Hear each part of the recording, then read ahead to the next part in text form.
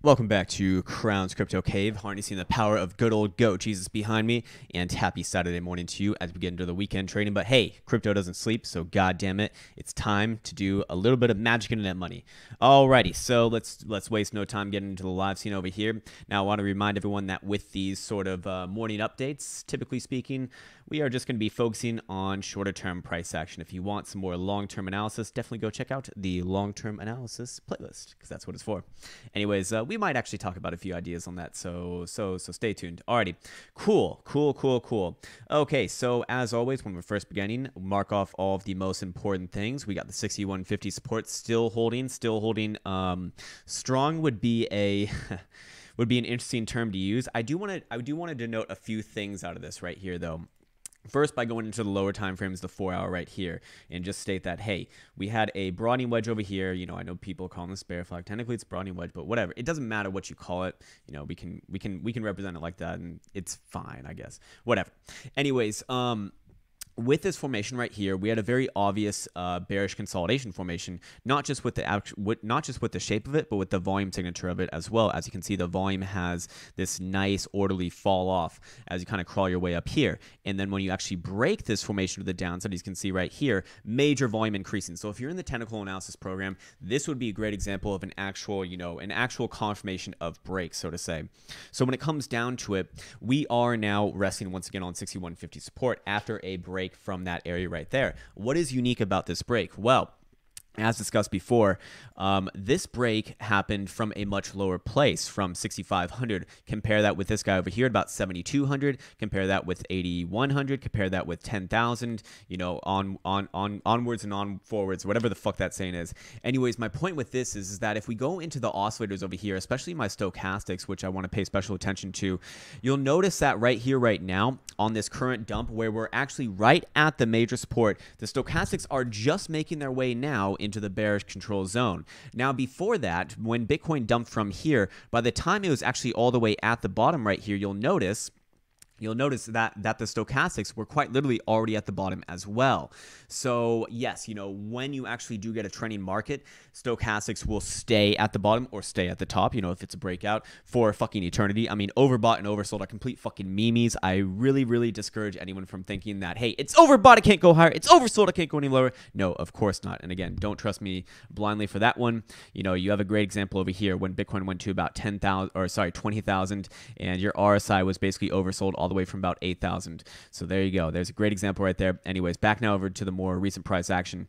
Anyways, okay, so when it comes down to it, and I should go over this one as well. When you dump from about 8,000 all the way down here, you were already all the way down here on your daily stochastics as well. Now, why is that worth mentioning? Well, your stochastics, at least in the way that I use them, are great for getting ranging price action. And as you notice, or as you probably noticed in the last 10 months, or especially you've been listening to content like this, we've been operating in a major descending triangle, which is a consolidation pattern, typically resolved to the downside. Doesn't mean it's always going to be resolved to the downside, but it's certainly more statistically likely to be resolved to the downside. So there's a few different there's a few fucking things that really come out to me, and my god, I just can't believe I started so much. I really do apologize about that. It's really embarrassing, and I hope that you can forgive me, or maybe just, I don't know, leave me a regaling comment in the comment section below. Anyways, so as we are resting once again on this support right here, there's a few other things to be aware of. Not just your stochastics kind of at the bottom on your daily, but also your RSI kind of getting it. Well, not just kind of, but getting into the bearish control zone over here. Just straight flat line down. Also, my stochastical indicator over here, my proprietary stochastic, which actually does come with entry into the technical analysis program, is going to be firing off a unique signal. This is not like a full-on sell signal. A perfect sell signal would be something like this, but this would be an indication that we are kind of breaking through a support if you were to kind of carry on a little bit lower. So that's a higher time frame. So let's see if we can repeat that on other time frames. Okay, let's go to the 2-day over here. 2-day, same sort of thing, right? We have the 2-day dildo death cross right here. Very bad indeed. The 21 exponential moving average right here, which is why I actually took my short trade as we got rejected from the 21 exponential on the close on this dildo right here. That was about 3 or 4 days ago now. I'm actually still in that trade for all the people wondering and all the people asking me. Yes, I am still in this trade. What I will be looking to do is I'm actually looking to move this on to a futures, so I don't have to keep on paying these silly funding rates, which is eating into my nice little gains. But again, I waited about 2 to 3 weeks to really even get into this trade, because really for the last month or so, there wasn't really too much opportunity to be had. So ever since about here, I really didn't take any trade at all. So it was a game of patience, and that's what I really want to be very, very clear with a lot of people. I think a lot of people feel like they always have to be in trades at all hours of the day. I know I repeat myself with this a lot of the time, but in case of someone new here, I just really want people to understand, hey, professional trading, take this as verification from someone who does this as a living. I do this as a living. More often than not, I'm not in a trade. Yes, I do scalp here and there, and I will be posting up more scalping videos. I've been very lazy with that, but I actually have a slew of them kind of built up in my memory bank now. But that's just kind of like fun short-term thing. Like an actual move like this, as you can see, only happens once every month or two. You have one right here, one right here, one right here, basically.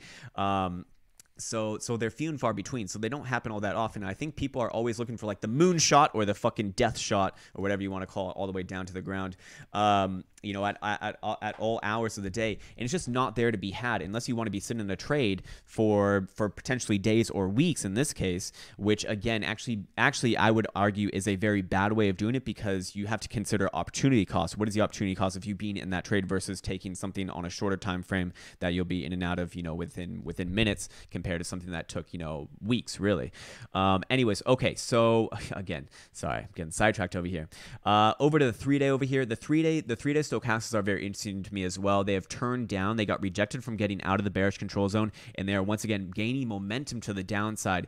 Same thing with the weekly as well, although a little bit weaker. And again, they are kind of hanging out in the deep bearish control zone over here after just crossing down once again. We are nearing a major support on the weekly, of course, the weekly 100 exponentials. You can see right here, the cyan line coming in right around here, right around about 5,900, which would essentially agree with, I would basically consider that the same area as what we're currently resting on right now, 6,150. If you're looking at the daily, yes, they do differ between different time frames, but you'll notice that now on the monthly, which is perhaps the most important chart to me, especially if I put on the 10 simple moving average over here, and we'll talk about that in just a second. We are once again resting on the 21 exponential right here, the yellow line, which to me is kind of like that litmus test for generally bullish, generally bearish, especially with my background coming from, trading equity options as a market maker. Whenever you're above it, you're generally bullish. Whenever you're below it, you're generally bearish. And the fact that Bitcoin's kind of basing on it right now, on this kind of low volume drift over here, to me is a very bearish consolidation. And if you are to break this yellow 21 exponential right here, then it would make this blue 30 simple moving average kind of like a magnet for price action, which is coming in right around 4,500 almost exactly. Now, why am I even talking about this? Well, the 21 exponential is actually coming in right around 6110 right now. So that's close enough to 6150 to make me say, hey, 6150 is good enough on the daily. So I would say if we do start breaking 6150 on the daily, very, very, very, very, very likely that you start to get fall through all these higher time frames, the weekly, the monthly, and so on and so forth. We can't really go up to like yearly just yet. It wouldn't make too much sense with Bitcoin. But again, I just want to point out on the monthly, you're harassed by this 10 simple moving average over here, the red line, which is aggressively sloped to the downside. Again, slope does matter, especially when you seem to be respecting it as resistance over here, just like you were in 2014, and you're dancing along that 21 exponential. And we can just see the whole market cycle through this monthly dildo chart as you do kind of crawl up and make your first dildo close above the 21 exponential to take you out of this accumulation phase over here in 2014, which marks the beginning of your bull phase, and then you're up and at 'em for the next 3 years. That's the time when Data Dash is really happy. That's the time when Coin Mastery is really happy. That's the time when Philicone's really happy. Philicone's a good trader. I shouldn't say him. But that's a time when all, name fucking random asshole on internet here. Sorry, they're not assholes. They're probably nice guys. They're just misleading, perhaps. Probably not deliberately either, so I should be nicer. Then you have a pair of tweezer top dildos right here, an obvious reversal signal. Not only is it an obvious reversal signal, but it's on heavy volume. Again, going back to the program, you know why that's important. You get fall through to the downside, the third key ingredient in a reversal, and you consolidate between 6,000 and 12,000 right over here in this triangle, and then resolve that to the downside and have this very, very, very, very low volume drift along this area right here. Not good at all. So to me, that's kind of denoting that we're more likely to break down than up. So yes, okay, back on over here to the weekly. The weekly also, there are a couple things to be aware of over here. The 10 simple moving average, the red line right here is resisting price, and there's actually a couple really important things about this. First things first, the 21 exponential, that yellow line, is crossed on the downside of the green 55 exponential. That's happened only one other time in Bitcoin's almost 10-year history, right over here. And guess what? 2014, boom, down to your ultimate red dildo capitulation death hole. Sorry, that's mean. I don't mean it like that. But also just as important, and we were just having a discussion about this in the Discord, and I did want to specifically point it out because I think it is very, very important. You put in a bearish engulfing dildo right here on the weekly early September, which I've been going on and on about for quite some time. As after that, for the next 4 weeks, quite literally 4 weeks, you had a very low volume consolidation phase, which we saw marked as a broadening wedge, as an ascending broadening wedge, which is typically bearish, and it broke to the bear side. Now, not only that, but with the resulting week right here, with the resulting weekly, we have actually taken out the low of the bearish engulfing. So to me, that is likely to initiate some continuation. Now, of course, I know people who are using the titty sequential over there, they're going to be saying, well, we got a red one, so if we can just close the week here and open up a red two below, then I'll be taking a short position, and I guess that's fine. Titty sequential is not necessarily my favorite indicator. It is good for like a secondary confirmation, but I would say just looking at dildo formations alone, I'd be able to say that from that. So I just want to say, hey, if you are using an indicator like that, you should technically be able to get all of the information that you can just from looking at, basically price, volume, and time, which is right there in front of you in the charts. I mean, that's all these indicators are really derived from at the end of the day. So yeah, I just wanted to briefly mention that. Again, your blue 30 simple moving average is sloped to the downside aggressively as well. Not good. Again, that's the most important one when it comes to slope. So I'm looking at that and I'm not necessarily liking it. Although on the weekly, you don't really see heavy volume, to be quite honest. So the weekly, I guess that would be like a little bit more of a neutral point. Although on the daily, again, you do have volume kind of coming back into the market over here. Better seen on GDAX. Again, you haven't seen this amount of volume since really, right over here in April when you got death crossed. Was this death cross? Yeah, at around 10,000, or sorry, right around about 9,000, right around here. So yeah, again, just this is not a good setup in my mind. That's kind of why I'm going on and on about this. Anyways, down into the 12-hour over here, let's see what we can find out about that. I think that we have a very obvious range right here. If I were to make another horizontal, I'd say, hey, as long as you're below about 60 to 10 in closing, your higher level dildos below there, you're kind of stuck. You're stuck in the mud. I mean, fucking obviously, like, duh. If you don't go higher than here, then you won't go higher. Yes, I understand that. But if you were to break this area, where would you be looking at? Or at least where would I be looking at? Well, I think it's pretty damn obvious that I'd be looking somewhere right around here, right around about 6,350, all the way to about 6,400, right around here. That would kind of make sense to me. We do have some lower time frames suggesting that we do kind of want to rally over here, getting into the lower time frames now. Hourly stochastics pointing up, so typically that's a good sign. But stochastics not to be trusted in a full-on breakout or breakdown. 2-hour stochastics actually crossing down, so perhaps a counterpoint to that, and what also looks to be the 21 exponential resisting price right now. What about the 3-hour? 3-hour very important to me as well, especially if you're in the program, you know exactly why. I've actually uploaded a new module. There are now 37 modules, by the way, and the last one is specifically on the 3-hour stochastics. Do be aware of this over here because I interpret this as not too good. When you do get a positive cross on your stochastics over here, which price action was right here where my cursor currently is at, and now you're crawling all the way back. You're crawling like into the bullish zone right now, which when price action is essentially flat. Well, you're kind of like like using up your engine, so to say, in the way that I look at it, especially when you are consolidating. I do look at this as consolidation. Now, yes, this does go out the window if Bitcoin does break out from here, 100%. But If Bitcoin is unable to essentially break the 6220-ish resistance or 6230-ish resistance, which is not that strong to be quite honest, then once that starts to turn down, that'll be a major signal in my opinion. So yes, as we do kind of crawl away along over here, I certainly do not like that. Now we talked about the bullish divergence on the 4-hour dildo chart down here, which has that played out or not? Well, you could say that it might have. You had a bottom right here at about 6100, and then you got all the way up to about 6230. So that's about $130 move. Typically speaking, I do look for about $200 to $300 when I'm talking about 4-hour bullish divergence, but the way that price action is acting right now is just looking like a consolidation. Still, I need to see a leg being taken up very, very, very, very, very soon. Otherwise, it will not look good. Again, your 4-hour stochastics are actually hinting at a cross to the downside, by the way. What about 6-hour stochastics actually pointing up? So that'd be a counterpoint to all that. 8-hour kind of crossing down, but still kind of hanging down there. And same with 12-hour losing momentum over here. So we do have some divergence between the different time frames, saying, hey, we could very easily have like another $50 to $100 run from here. Again, where I'm kind of looking if Bitcoin does break 6220 or 6230, whatever, however you chart it yourself. I would argue that it depends on what chart you're doing, but on a 2-hour right here, your resistance is about 6230 to be to use like a reasonable time frame. I know most people won't wait for like a 12-hour, but if a 2-hour dildo close above 6230, and yes, I don't see much stopping me from about like low 6300-ish area. So yeah. By the same token, putting all this back on right over here, I do want to go over a few things that are kind of fundamental to the market over here. Here is a chart of the Bitfinex Bitcoin wallet. And the Bitfinex Bitcoin wallet was the #1 wallet in crypto land pretty much until about 2 to 3 weeks ago, right over here at this point where my cursor is currently at. And since then, in the last 2 to 3 weeks, it has quite literally gone all the way down here. So it once had about 225,000 Bitcoins in it. Now it has 139,000 Bitcoins in it.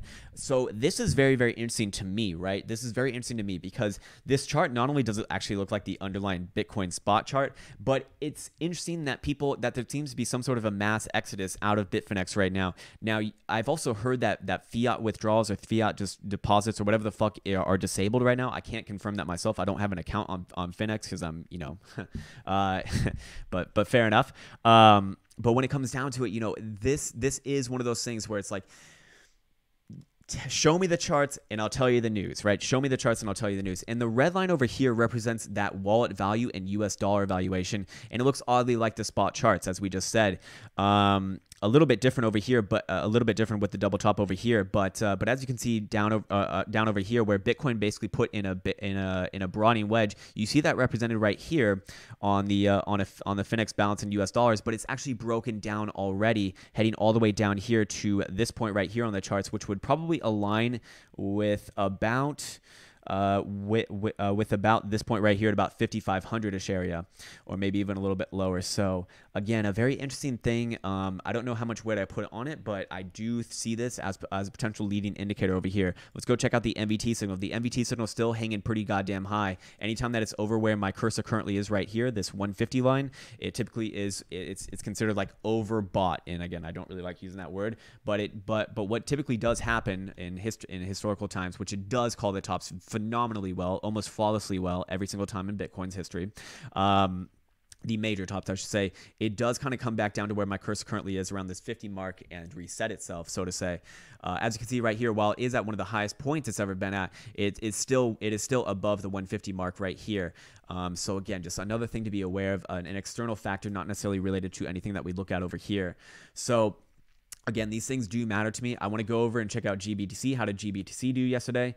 GBTC closing as a doji dildo, but on low volumes. So I see that as just consolidation. Let's go into the lower time frame and confirm that. Yep, I look at that as just consolidation as well. You are getting a little bit of bullish divergence right here. Did it already play out with this spike up right here? Perhaps stochastics crossed up, but we are in a potential breakout scenario as you did have a full gap down. You had a full gap down open coming into whatever the day this was, the 11th of October.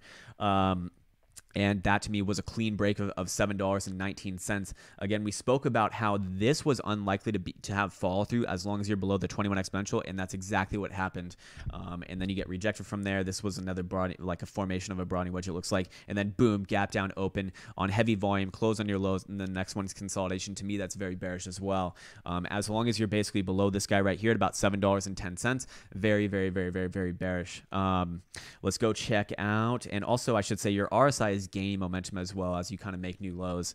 Let's go check out good old let's go check out Tether. I do want to point this out as well. Tether, once again, Tether is, sorry, let's get off the indicators. Tether, which typically, historically speaking, stays within about 4 decimal points of $1, because it's supposed to be pegged to $1, is literally 2 cents below, $1 right now, trading at 98 cents on Kraken. Now this is very interesting to me as well, because again, it's one of those situations where show me the chart and I'll tell you the news. Why is Tether not stepping in and maintaining the peg? This is their business. So if it's their business, why are they not protecting their business interests, right? Typically speaking, again, it does not, yes, you do see these wicks over here, but they do not maintain that for long. And the fact that we have slowly but surely ground down, not just, from $1 over here down to 99 cents, but now down to 98 cents, that is very concerning, extremely concerning. Why are they not stepping in? Why are they not taking care of this? This is their fucking business. It's their primary interest, you would think. So again, another interesting thing kind of coming to the market. Okay, let's go check out good old Mr. Buterol over here. I'm curious what he's doing. Yes, good old Buterol. I'm going to redo this whole chart, because we have a very, very, very, very, very important day approaching. Now, someone asked me about this the other day, saying, hey, Crown, we closed below 195. Why have we not seen a major downfall after that? Well, first things first. When we're talking about a daily diddle chart, doesn't mean it's going to happen, like bang, bang, like right after the other, right? It takes a little bit of time. To kind of formulate. But to me, you have broken this area right here. But on the daily, the major area to break on a daily would actually be right around here. What I was speaking on with 195 breaking was, and I want to be very clear with this, was the weekly chart right here. If you can close this weekly below 195, that to me is when Armageddon gets started. And I do believe that Mr. Buterol would be making some significant lower lows on top of that. Now, I want to speak directly and personally to Mr. Supoman, fucking Superman over there. Superman, hey guys, we've had the breakout. The breakout's happened. Buy my shitcoins. Yeah. All right, well, thank you for that, Superman. That was very enlightening. But hey, here's the thing. When you're drawing a fucking symmetrical triangle and you draw it like this, and a lot of people are really guilty about this one. And again, I'm not trying to be an ass or anything like that. I'm trying to educate the people who are not trying to lose their fucking money from listening to people who've been doing technical analysis for the last like 6 months, and it's like, oh, I can do it from my phone. It's easy. It's like, okay, what the fuck? What the fuck? But basically over here, you did have a triangle right here, right? You break to the upside right here, but this is not breakout volume. In fact, look at this. You can make a nice trend line on this volume right here. Now, of course, it doesn't need to always be a trend line, but it does tell you that it's declining over time, which tells you, hey, this is unlikely to be a breakout. It's still just part of the consolidation. So what happens when that happens? Well, you just redraw it like this. And what happens when that happens? Well, you get real volume taking you out of this right here. Again, it's by no mistake that you have major volume point in right here, similar to what you had over here, taking you out of this formation, taking you back down to critical support. This is forming into the big old, the infamous H pattern for hero, and hero, Heijenri. Oh, hero, please. We have another H pattern, please. Uh-oh. Well, Heijenri, unfortunately, this H pattern is not a strong hero. It is a goodbye hero. Again, basically just a rounded over formation on lower volume in this part right here, which is, to me, is indicative of distribution. You saw that, and we had question marks about this being a legitimate capitulation down here as soon as it happened, because you had a major selling dildo right here almost a few days after it happened. Now, yes, it didn't take you lower, but it was even bigger. If we can scroll out on over here, yes, okay, yes, it was even bigger than the hammer dildo that kind of took you up. So to me, that was immediately questionable questionable. Now we're kind of seeing the initial etchings of what I believe probably will fall over. Again, my bias is to the downside. I do have short positions, as I've shown, and I think it is important to actually verify myself, even if it is with a small streamer account, because there's just so many people out there who will do analysis, who will put out videos and all that kind of stuff, and they will not verify themselves. So that's why I have high respect for someone like Philocone, who actually does his trades live. Very fucking cool, extremely fucking cool. I like that a lot. You know, but for people trying to like sell something who don't verify themselves on screen, that is very questionable. You know, again, I'm not here to make like moral judgments or anything like that, but you know, just be aware. Just be aware. Okay, so over here to the weekly. Again, I need to see 195 broken for me to be full on bear. Where would I start looking at if we broke full on bear? Well, we do have, so while this was a symmetrical triangle right there, and it actually does have a measured move on it, we can just make it really, really quickly. Something like this would, get your line straight, Crown, god damn it, would look something like this right around here, right around to the daily support. This is the critical daily support. So whichever one happens first, if the weekly breaks 195 and closes below 195, that would be the ultimate, like, all right, get fucking short, Crown. But if the daily broke this level right here, if the daily broke 185, then yes, that would be just as good. It would be equal signal to each other. Now we do have a measure move pointing us right down there. So yes. Now here's the thing. Here's the real question: is that truly a symmetrical triangle? I mean, certainly, you know, you can make the argument for it. Yes, it was, but was that the greater pattern that be? Well, I would say perhaps not. Perhaps this was more better represented as some sort of a bear flag right here, which, hey, get off there, goddamn indicators, which would have a measure move pointing us all the way down here if true. But again, 185 needs to break on the daily, or 195 needs to break on the weekly. Very, very important part. None of that is possible until that happens. If that would happen, though, that would imply a measure move all the way down here to about 112, though. So look away, Reddit. Sorry, Reddit. Sorry, Nicholas Mertens. Nicholas Mertens here, and today is October 13th, 2018. God damn it. I'm so tired of this market. Buy my bags. I have 10 Neos. Okay? Well, that was very enlightening, Mr. Nicholas Mertens, but unfortunately your bull bags are not doing too well right now. So when it comes down to, again, very, very arrogant of me, I apologize about that. When it comes down to it, the major levels need to be taken out first before any of that becomes, you know, even a remote reality. Same thing with Bitcoin at 6150. 6150 needs to be smashed through before anything else becomes a reality. Yes, we did just talk about the 4000s level, which I can go over just a little bit more in detail over here. The 4000s level, or sorry, the mid 4000s level is of particular interest because not only did we have the monthly 30 simple moving average coming in around there if the 21 exponential was to be broken, but we also do have this dotted 10-year logarithmic trend line, which would be coming in right around your high 4000s level right around here, which would also line up with this 200 exponential on the weekly total time frame right around here as well, which would also line up with the 786 Fibonacci retracement right around here as well, which would also line up with these horizontals right around here as well. And if we go back and do put on the good old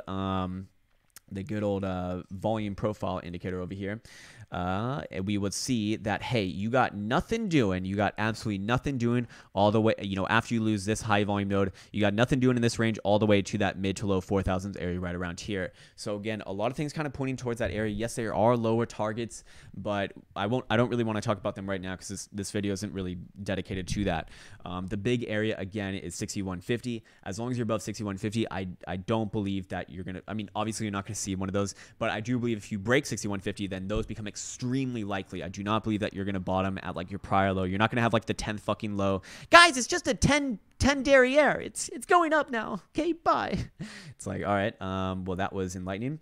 But again, you know, you probably would have places to bounce. I think you'd very likely bounce right around here. Your prior low right around 5850. Everyone's got to buy the prior low because that's what you're supposed to do apparently. And then you got 5500 right around here would be my next two areas of potential big, you know, decent bounce. Now here's the thing: we do have a lot of shorts on the table right now. We do have about 35,000 shorts.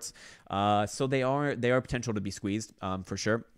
Whenever shorts get about this high, or sorry, whenever shorts get above my horizontal right here, right around about 30,000, that's when I feel like they become squeezable. You know, they become squeezy. As you see, anything above this typically gets smacked down, and there's like some sort of equilibrium right around here. I hate that I even use that word because goddamn chart guys, equilibrium pattern. No, it's fucking consolidation, man. Jesus Christ. But we all need our buzzwords, right? I got dildos, and so does like every girl. Terrible thing to say.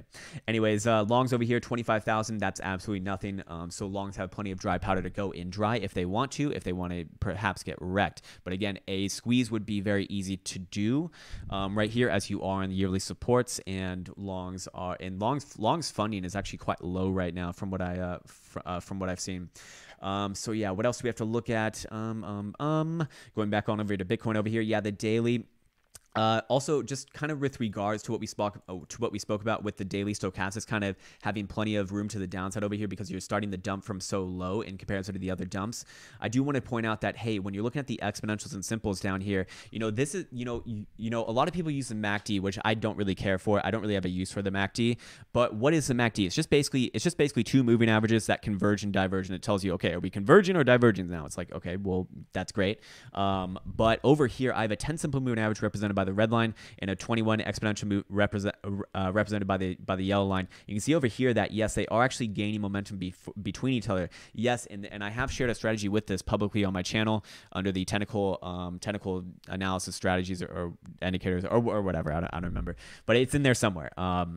The daily strategy, so to say. And anyways, you'll notice that you got a lot of false signals in here as we were consolidating, because that's consolidation. So you typically will get false signals. But before that, you've gotten pretty damn good signals. It told you to short right here, told you to short right here, told you to short right here, and didn't even tell you to short over here because it never told you to get long over here. It just said don't buy back until this area over here. It's pretty damn good when you're in a trending market. When you're consolidating, not so good. So that is always a counterpoint to it. None of these tools are 100% perfect. And on your upside, it's just as good to the upside too when you're trending to the upside. But as you can see over here, it is, after snaking around and faking you out 1, 2, 3 times, it now is opening back up to the downside. And it looks to me like it is kind of gaining momentum in comparison to what we had over here. Just think of that in like a histogram format, right? Because you were tightening up the things over here, which I always refer to as like the rubber band effect, where you kind of like build up kinetic energy, to use a physics example, which is not probably something I shouldn't do, as I'm not a licensed physician or physicist or whatever the fuck. I'm not Neil deGrasse Tyson, if you haven't figured that out, but you probably figured that out because, well, obvious reasons. Fair enough. Wow, who would have thought? You just imagine people like, wow, this guy is so stupid. Anyways, so over here, you're tying it up in confluence with that consolidation phase as the volume falls off, as you kind of fill out this broadening wedge over here, and as you break it over here, also breaking the support, the moving averages are now like opening up, gaining momentum, and that's exactly what I want to see for a good signal. It's kind of like all that price action being pulled into it and then spit out. So this is a very good setup right now. Is Bitcoin going to break pretty damn soon? I would say, if I'm giving my opinion, I actually do think it will break pretty damn soon, but pretty damn soon could mean like a couple weeks, to be honest. We are still operating, we do still have this smaller descending triangle over here, like this, something like this. It has not gone away, but it's not as relevant anymore. And if you do break out of the bottom side right here, well, then obviously it's not going to be relevant at all. The whole thing would just kind of be resolved to the downside. By the same token, I always need to be very, very clear with, hey, how do you know that Crown's wrong? How do you know that Crown is an idiot and should actually die? Well, the point that happens is if we were to start get back above 70, this high over here at around 7,400, I'd really reconsider going low over here. Although it's not completely out of my mind until about 10,000. 10,000 is the point where I say, okay, yep, I should actually kill myself, but before I kill myself, get really fucking long, and then I don't know, give Elsa the keys to my wallet or some shit. That's a bad thing to say. Anyways, so again, I don't want to be one-sided. Again, I need to be as as neutral as possible, as fair and balanced as Fox News and CNBC or CNN, because they're really fair and balanced, both of them. It's like the red team and the blue team. But again, while I do have my bias, while I do have an opinion, I actually don't trade my opinion. I'm just trading technical analysis. I just took that trade again for the reasons on the 2-day dildo chart that I showed you. I will be closing it if we actually move up even a little bit from here. I will close it and reconstruct it perhaps a little bit higher if I do feel like it's still likely to fall over. But again, one thing before the other. I'd be happy to reassess my opinion if we got some new information. If Trump legalized Bitcoin, or like made it the national currency or some shit like that, then I'd probably not want to be short anymore. But at the end of the day, that would be my trigger for saying, hey, I don't believe that Bitcoin is going to be going lower. I do believe, the low perhaps might be in 10,000 is where I say, hey, there ain't no logic in looking for lower lows anymore, unless it's like something drastic happens. So again, that's going to probably do it for this morning's video. Hope you enjoyed this one. Again, 6150, the big area for Bitcoin. The more immediate resistance around 6220. If 6230 on a 2-hour dildo, if that can be taken out, I don't see much stopping you from about 6300 to 6350, right around here. This area right around here. But again, it does feel like pressure is on right now. And again, for Mr. Buterol on a daily dildo close below 185, that would be my doomsday scenario, and a weekly close below 195 would be a doomsday scenario. But one thing before the other, right? All right, so it's been an absolute pleasure to speak with you. I hope you have a great rest of your Saturday morning or evening or whatever time it is in your part of the world, and I look forward to seeing you soon in a live stream near you. Take care.